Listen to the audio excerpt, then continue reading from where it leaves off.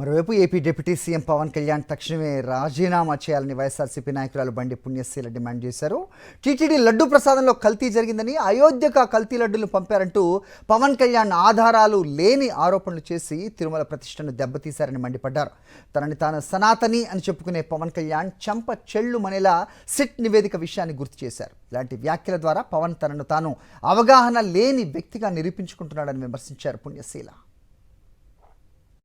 ఈ రాష్ట్ర గౌరవ డిప్యూటీ సీఎంగా చలామణి అవుతున్నటువంటి గౌరవ పవన్ కళ్యాణ్ గారిని వైఎస్ఆర్సీపీ అధినేత వైఎస్ జగన్మోహన్ రెడ్డి గారి సైనికురాలిగా ఆ పదవి నుంచి తొలగిపోమ్మని, రాజీనామా చెయ్యాలని నేను డిమాండ్ చేస్తా ఉన్నాను.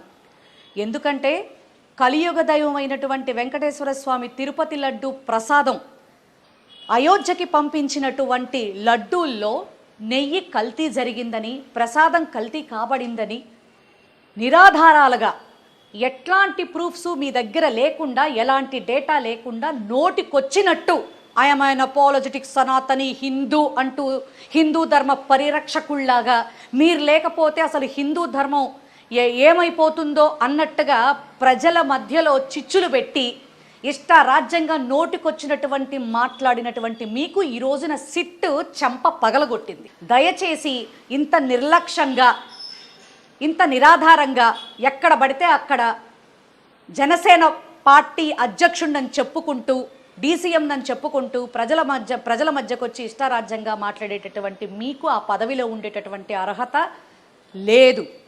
కాబట్టి మీరు ఇమ్మీడియట్గా, నేను ఒక మాట అయితే చెప్తా ఉన్నా, మీరు ఆ పదవిలోంచి పక్కకు తొలగిపోతేనే మీకు కనీసం ఒక గౌరవం అనేది ఉంటుందని చెప్పని నేను తెలియజేస్తా ఉన్నా. ఎందుకంటే పిఠాపురం నియోజకవర్గ పరిధిలో జరుగుతున్నటువంటి అన్యాయాలు కూడా మీరు అరికట్టలేనటువంటి దుస్థితిలో మీరుంటాం.